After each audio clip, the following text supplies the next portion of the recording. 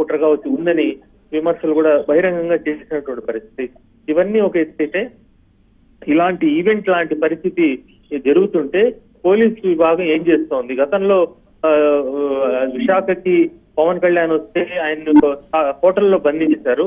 ఒక సందర్భంలో అయితే ఏపీకే రాకుండా అడ్డుకున్నారు. ఇలా చాలా దుర్మార్గంగా వ్యవహరించినప్పటికీ ఈ కూటమి ప్రభుత్వం జగన్ ని ఆపాలని అనలేదు. కానీ ఒకరు ఉన్నటప్పుడు ఇంకొకరు వెళ్లే పరిస్థితుల్లో కొంతవరకు పోలీసులు వాళ్ళని కాస్త సర్దుబాటు చేసి వీళ్ళకి పవన్ కళ్యాణ్ కన్నా ముందర ఇన్ఫర్మేషన్ ఇచ్చి వస్తున్నారు, మీరు ఏ టైం వరకు ఉంటారు వెళ్ళిపోతారు, వాళ్ళు ఏ టైం వరకు ఉంటారు వెళ్ళిపోతారు, కోఆర్డినేట్ చేయటం. ఇద్దరికి కోఆర్డినేట్ చేసి కూడా హుందాగా వ్యవహరించి ఉండొచ్చు.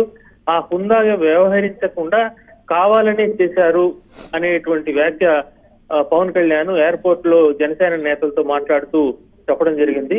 ఈ నేపథ్యంలో పవన్ కళ్యాణ్ చేసిన వ్యాఖ్యని కూటమి ప్రభుత్వం సీరియస్ గా తీసుకునింది.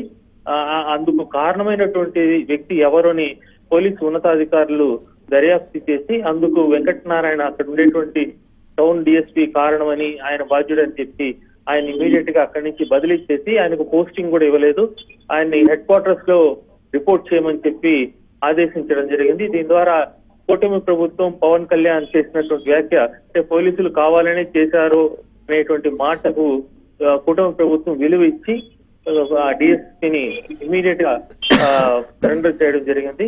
దాంతో పాటు మరొక కీలకమైనటువంటి విషయం, పవన్ కళ్యాణ్ సంబంధించినటువంటి ఒక మాట అంటే హనీమూన్ పూర్తయింది, పని చేయండి అని చెప్పి అధికారులను ఉద్దేశించి ఆయన చెప్పడం జరిగింది. ప్రభుత్వం అంటే పిల్లలు ఏదైతే జ్యుడిషియరీ కావచ్చు అది ఇండివిజువల్ గా ఉంటుంది, ఎగ్జిక్యూటివ్ అథారిటీ పొలిటికల్ ప్రజాస్వామ్యానికి సంబంధించినటువంటి ఈ రెండు వ్యవస్థలు కోఆర్డినేట్ చేసుకుని పనిచేయాలా ఒకరికొకరు అనేటువంటి అంశాన్ని పదే పదే పవన్ కళ్యాణ్ చెప్తూనే ఉన్నారు.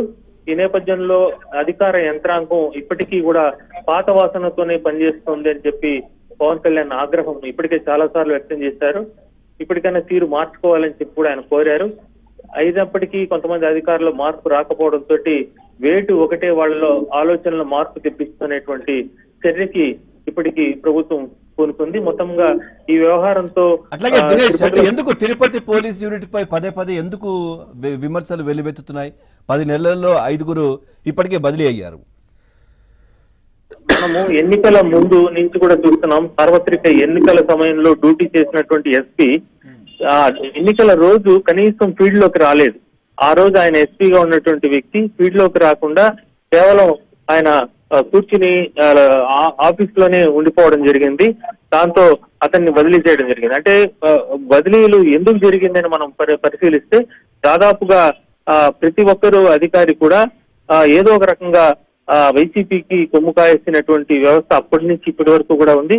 దాంతోపాటు అధికారుల్లో ఉండేటువంటి అలసత్వం, ముఖ్యంగా వాళ్ళు వ్యవహరిస్తున్న తీరు కొంతవరకు ఇప్పటికీ కూడా అంటే విచ్చలవిడిగా ఉండి విచ్చలవిడిగా అక్రమాలు చేసి గత ప్రభుత్వంకి కొమ్ము కాసినటువంటి అధికారులు కావచ్చు, రాజకీయ నాయకులు కావచ్చు ఒక సామంతరాజులాగా వ్యవహరించారు. ఎమ్మెల్యేలు అయితే తన జ్యూరిడిక్షన్ లో విచ్చలవిడిగా అన్ని ఏ వ్యవస్థలు ఉందో అన్నింటినీ తను ఒక రాజులాగా అక్కడ వ్యవహారం చేసే విధంగా జగన్ వాళ్ళకి స్వేచ్ఛనిచ్చేశారు. దాంతో ఎక్కడ ఏ ఎస్పీ ఎవరుండాలా, ఎక్కడి సిఐ ఎవరుండాలా అనే దగ్గర నుంచి అణువు ఎమ్మెల్యేల కనుసన్నల్లో జరిగినటువంటి పరిస్థితి.